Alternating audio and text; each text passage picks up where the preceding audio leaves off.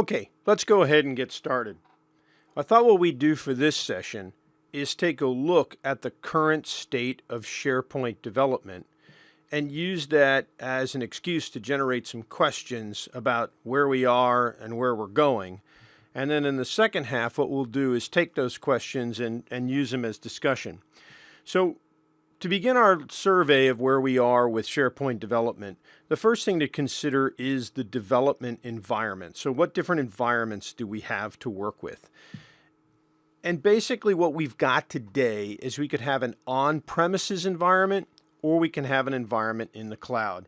So I've got a couple of different environments right here for us to look at. And the one we've got up now is the on-premises environment. So to simulate this on-premises environment, I have a virtual machine here that's basically running local, and it has SharePoint installed directly on it. So the advantage, of course, of having this kind of environment is that you have tremendous control over what gets deployed, how it's managed, and different development options. So if I switch, for example, from the site you're looking at into central administration, here in central administration, of course, I have control over lots of aspects of the farm and its deployment. And I've got a couple of different ways to deploy. So if I come down here into central admin into the apps section, I can click on the Manage App Catalog. And you can see here that I've got an application catalog and I can clearly create SharePoint 2013 apps in this environment. We can run off to the catalog and see that, in fact, we've got all the different places to put apps. So, here are some apps that I've created inside this on-premises environment. And I can utilize those apps from, the sites. So I can come to a site, click on Site Contents, click on Add an App.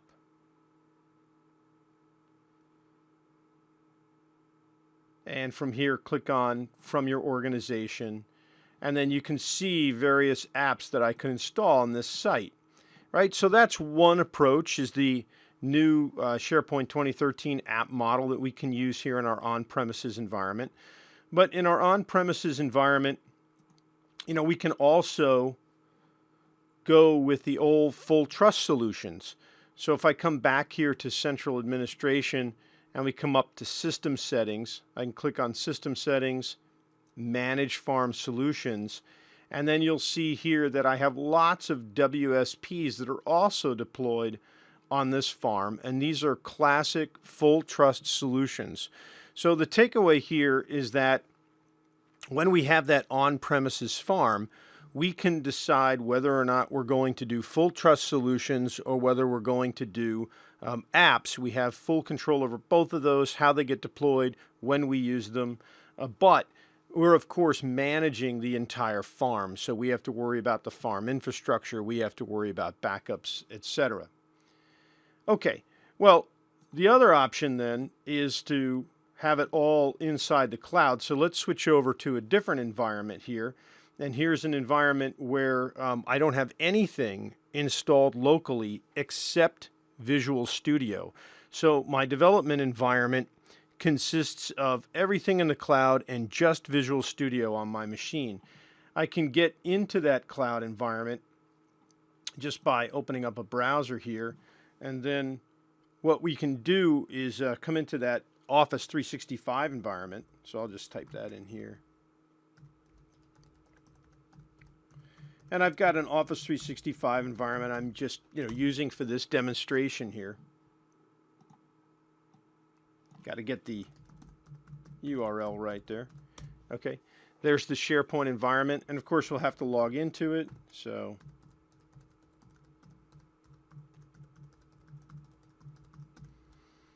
go ahead and do that. All right, and here I am inside of a SharePoint environment. It looks a lot like the on-premises environment that we were looking at before. The difference, of course, here is I don't have the same level of control. So I can create apps here. I can come up to the admin center here, drop this thing down, click on SharePoint.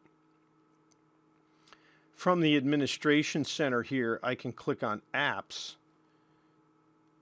And from apps, I can click on app catalog. And you can see that I get an app catalog here just the same way as I had it on premises. So the same types of apps that I create on premises, I can create and use inside of the cloud.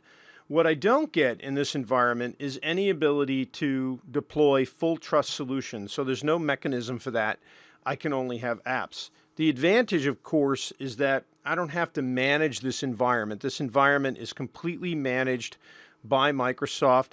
And as I said, my development environment now becomes really just a copy of Visual Studio that you see down here, right? So I can fire up Visual Studio and start developing in this environment right away. Now, this is very interesting because if we flip back to, let's go ahead and close Visual Studio here, and let's flip back to that on-premises environment. So this on-premises environment that we were looking at just a couple of seconds ago, this also has Visual Studio on it for sure. There it is, right? But I've also got things like SQL Server deployed directly onto this VM. So this is a classic kind of on-premises development environment where I have not only SharePoint on this VM, but I have really everything else that I need to develop directly on the VM. So Visual Studio's there, SQL Server is there, all the Office products are there, anything that I need. So this is a much heavier environment.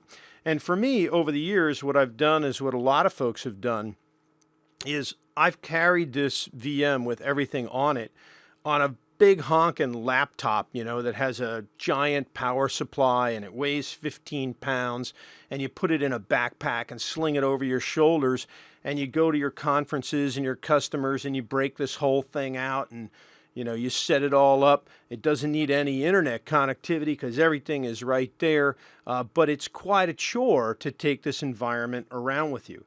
Now, if we switch back to this VM that's in the cloud here, I've mentioned a couple of times that really all there is on this machine, all that's required on this machine is Visual Studio, and everything else is in the cloud. And in fact, what you're looking at here is not some big honkin' laptop, but this is actually a Surface Pro 3 environment. So I've been able to change my development environment from a 15-pound laptop with a giant power supply and a backpack slung over my shoulder to a Surface Pro 3 that I keep tucked in a little envelope, and I just need the power supply, and I tuck it under my arm and walk into customers. In fact, I had an interesting experience the other day where I showed up at a Microsoft thing that I had to do, and I had this little envelope under my arm with my Surface Pro 3 and my entire development environment. And Ted Pattison, who was doing the work with me, showed up with the 15-pound laptop and the backpack. And it was kind of an interesting experience, right, to have him look at me at him, and realize how things are changing. So that's a key thing that you have to decide in the beginning is, what kind of environment are we going to create? Now, lots of people will say that we're doing an on-premises environment and we're not going to go to the cloud. They'll say that kind of thing. Well, maybe that's true for you now. I always tell people, I think you eventually will go to the cloud, and I think the real reason that you'll go to the cloud is financial. If you look at what's happening with the cost for the cloud, it's really going down every single day. And in some scenarios, it's approaching zero.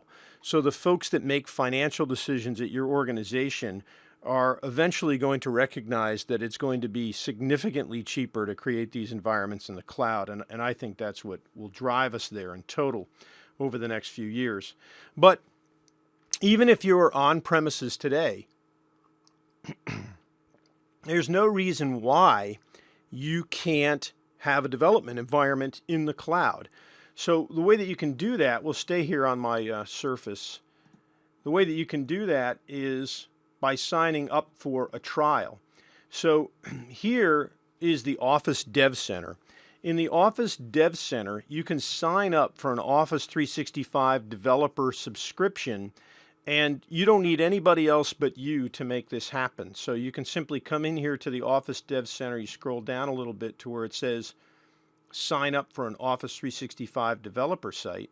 Scroll down a little farther and you'll see the Try It Free button. And if you click on the Try It Free button, what it's going to do is take you to an environment where, take you to a page here where you can sign up.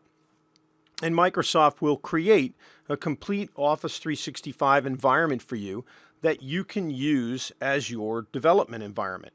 Now, this, if you sign up here for free, obviously it's a trial, but it can be ridiculously cheap to maintain this month over month, really just a few dollars a month to have this environment. So again, as I said, it's just getting cheaper all the time. Now, the other thing to consider when you sign up for this thing is, we want the SharePoint environment, that's great, but increasingly what we're doing when we're talking about development is moving more towards creating web applications that live in standalone infrastructures, and we'll talk a little bit more about that. I'll show you an example of that as we go along. But the point is that you generally need some kind of standalone infrastructure as well. So if you're on premises, then what you typically are going to use is Internet Information Server, so IIS. You already have IIS on your SharePoint server because, SharePoint uses it. But if you're going to create apps, sophisticated apps, they may need a separate infrastructure to run on. And so we do that in IIS as well. If you're in the cloud, not only are you going to sign up for an Office 365 environment, but you're also going to want to sign up for an Azure subscription. So you can do that after you sign up for your Office 365 environment by going to manage.windowsazure.com.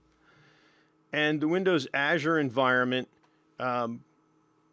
you can sign up for a subscription here. Now, I'm just going to pause on this sign in here. What happens when you sign up for your Office 365 environment is you'll be given what's called an organizational ID, and then you can use that same organizational ID to sign up for Microsoft Azure, and then you can use the same account to log in. So let's just try that.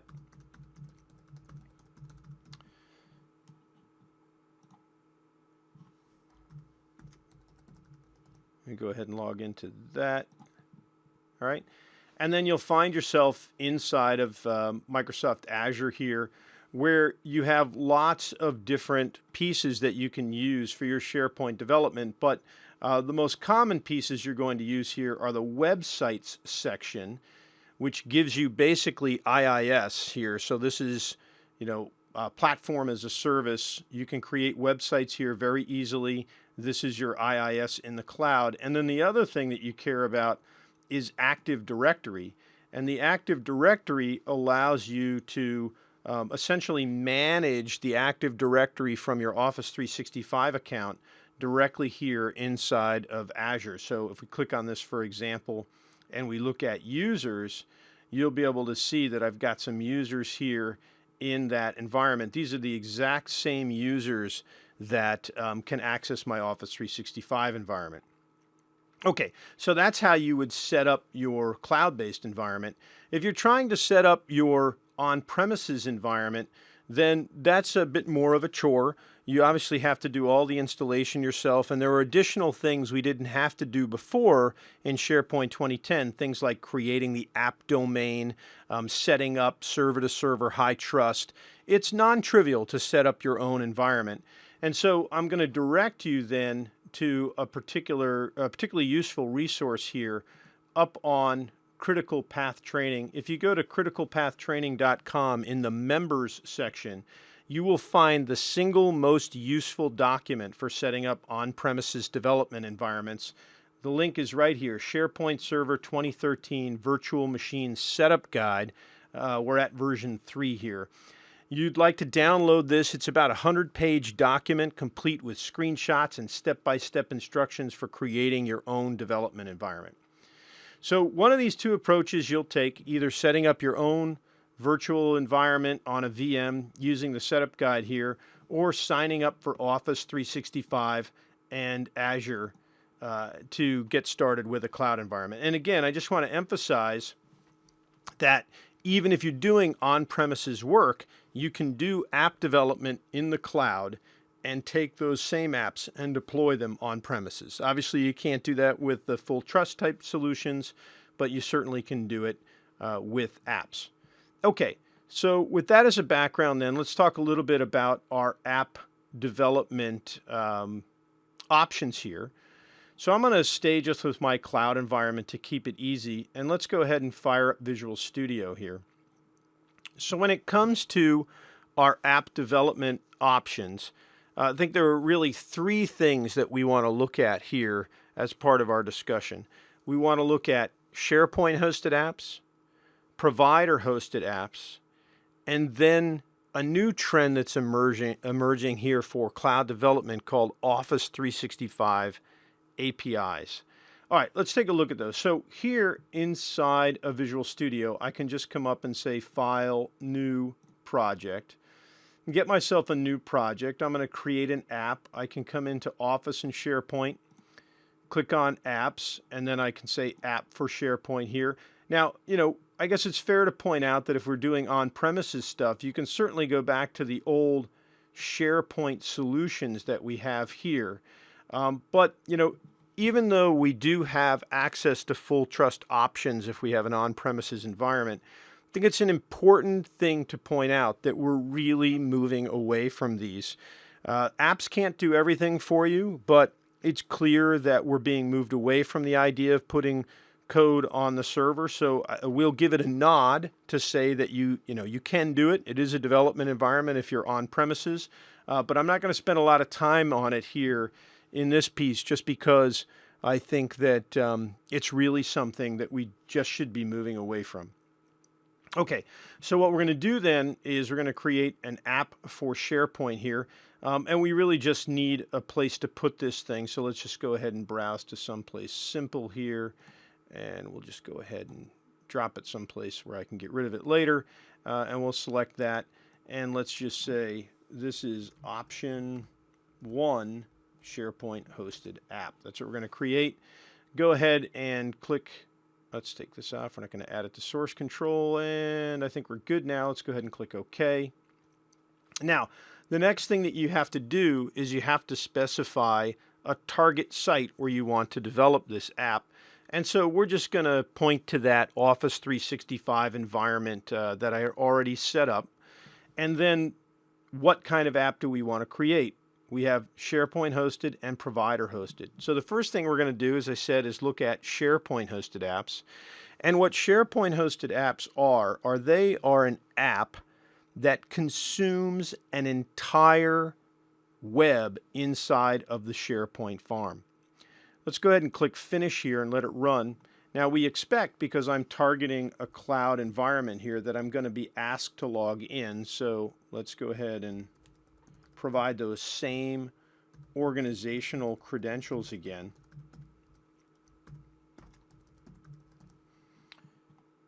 Click Sign In.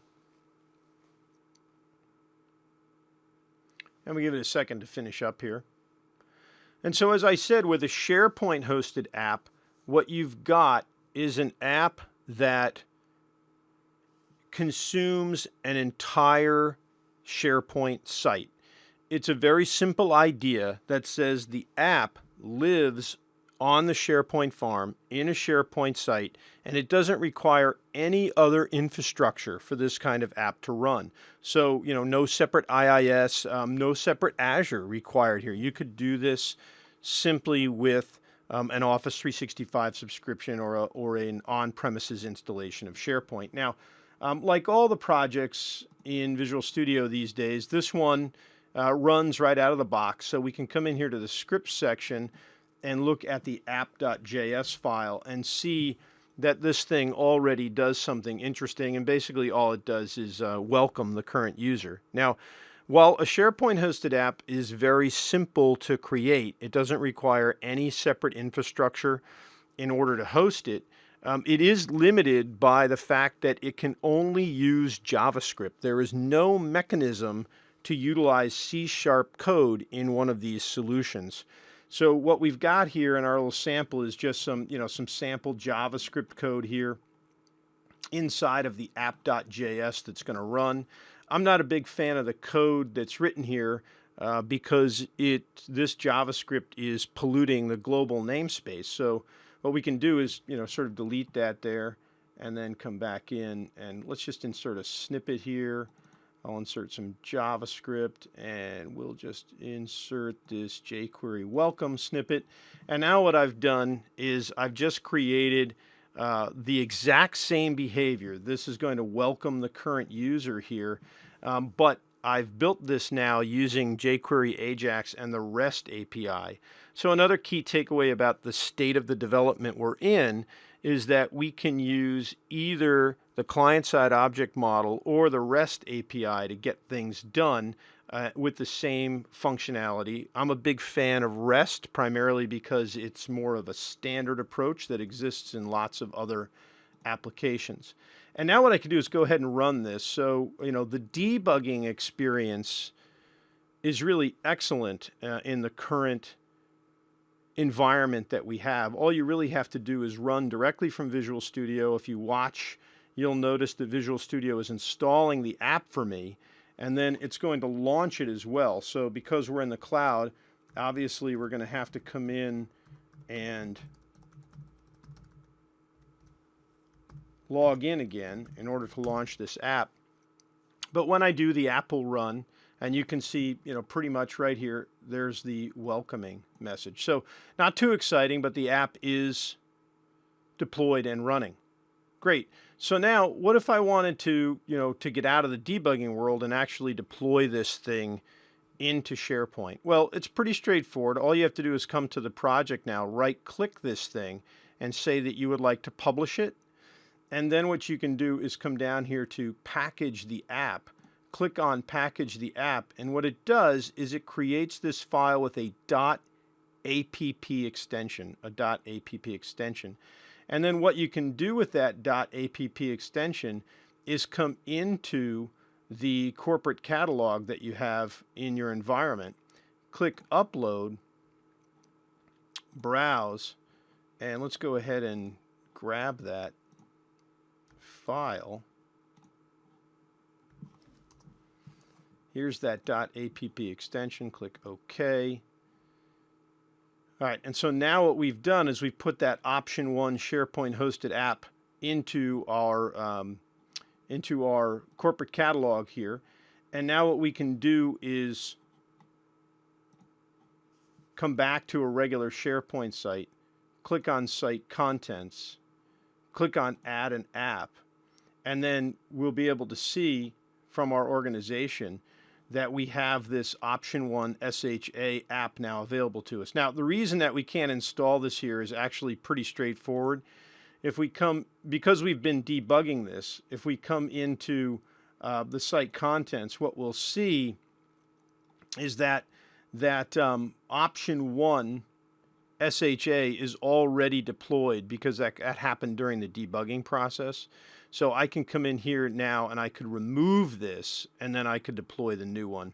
But it'll end up looking just like this if we deploy it anyway. So that's your first option, our SharePoint hosted apps. Very simple to use, don't require separate infrastructure, but they do limit you in that you can only use JavaScript. Okay, the next option that we have for development is the provider-hosted app.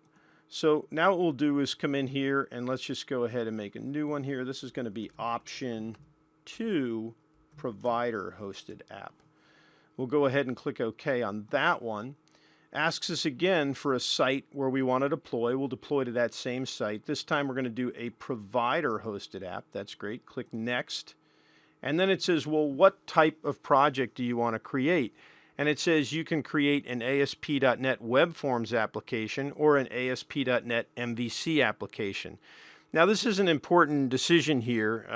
Most developers are probably familiar with ASP.NET Web Forms.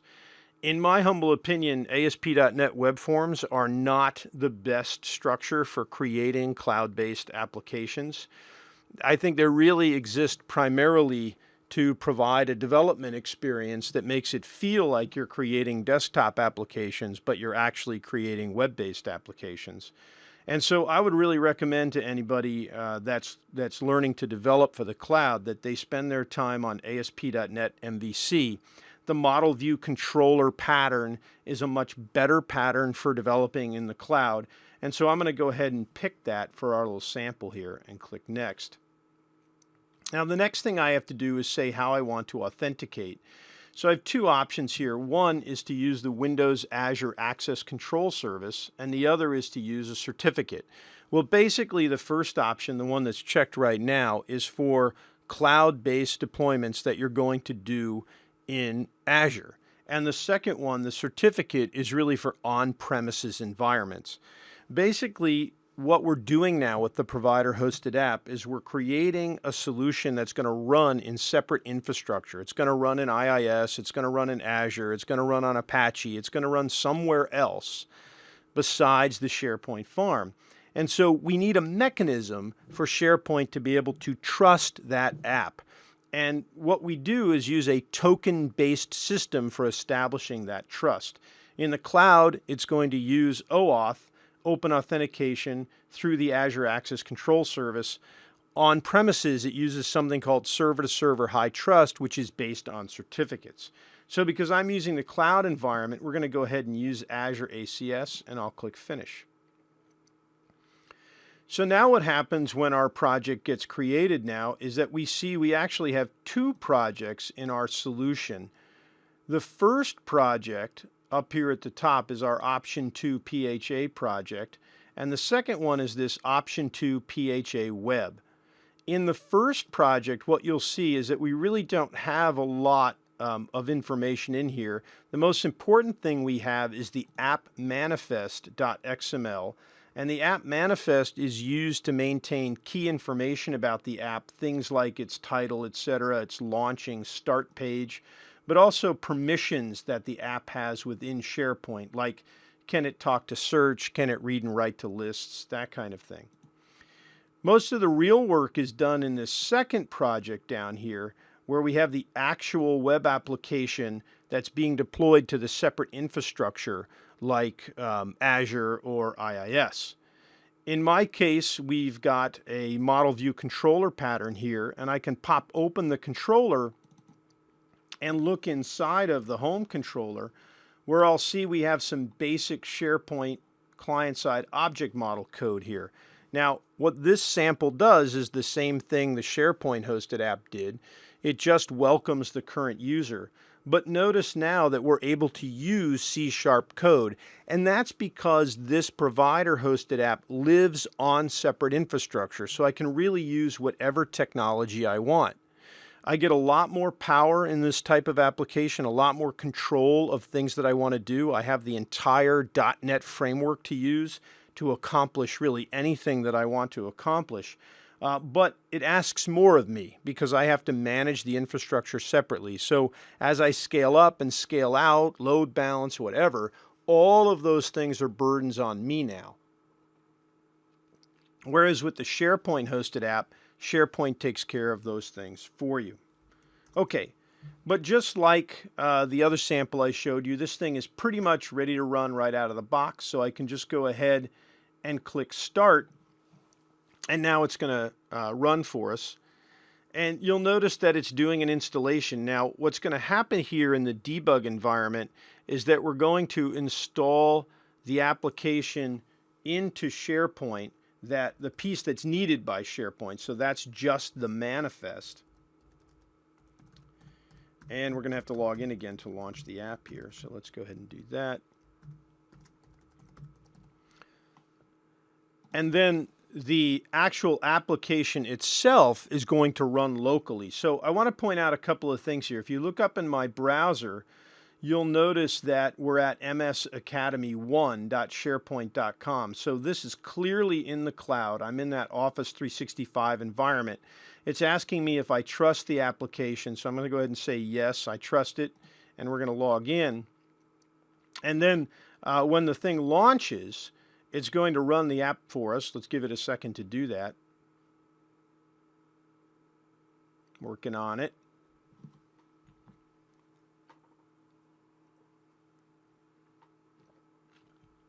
Okay, and then sure enough, it welcomes me. So that's pretty much the same behavior we had before. But what I want to point out is if you look up in my browser, you'll notice now that we're at localhost. So this app is not running in SharePoint. It's running somewhere else, but talking back to SharePoint. And that's really what provider-hosted apps do. So they give you a lot more control, a lot more power, but you have to manage all the infrastructure. Now, what about deployment here? Well, if we're going to deploy a provider-hosted app, we have to do it in 2 steps because we have 2 projects. So up here for the part that goes into SharePoint, I can right-click this thing and I can say I'd like to publish it. And then when I do, you'll notice that we have that same, let's see here, are we still debugging? Yeah, we're good. So we've got that same piece where we want to be able to package the app. It's grayed out on me here right now at the moment.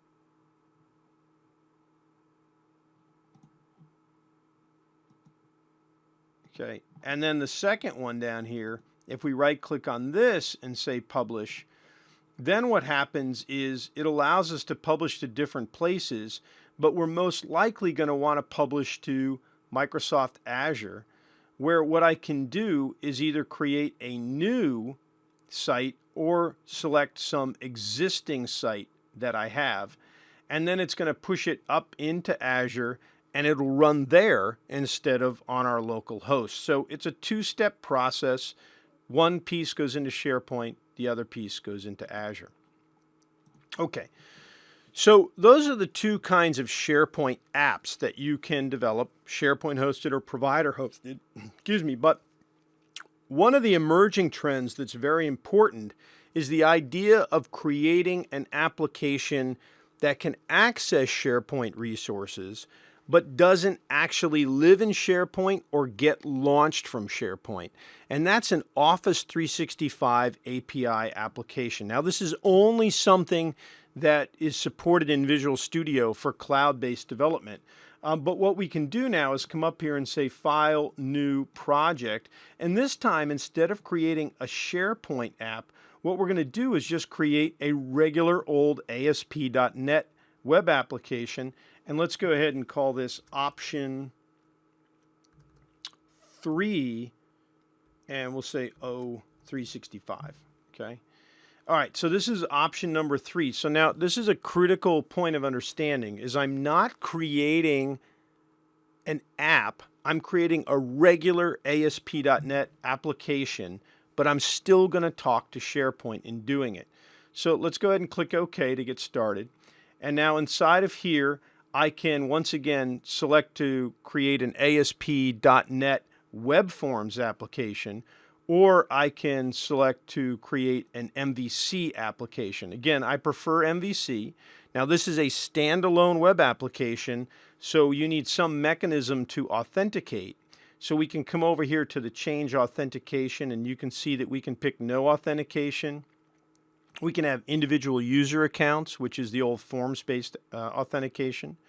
Organizational accounts, which would allow me to use the same account that I log into Office 365, but log into my application. And of course, I can use Windows. To keep it simple, let's just go with no authentication and click OK. And now we've got everything we need. Let's go ahead and click OK here. And this is going to set up my new application. Now, I can set this up so that it automatically gets provisioned into Azure. So let's go ahead and do that. Again, you can see the strong connection between Windows Azure and the development that we do in the cloud, whether that's a provider-hosted app or an Office 365 API application.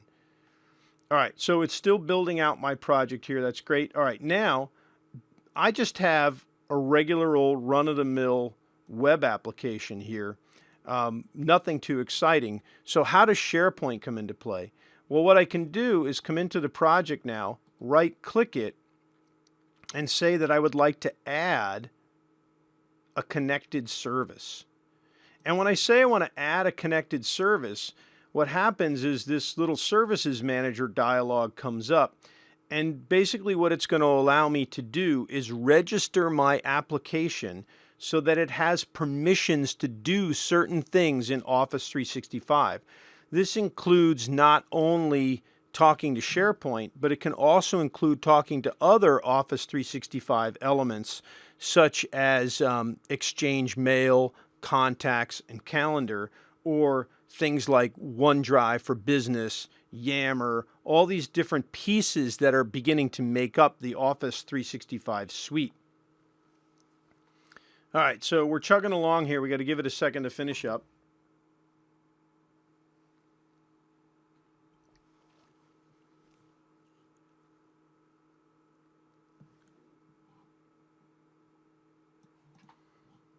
Okay, hang on a second. Let me try to kill off this process here.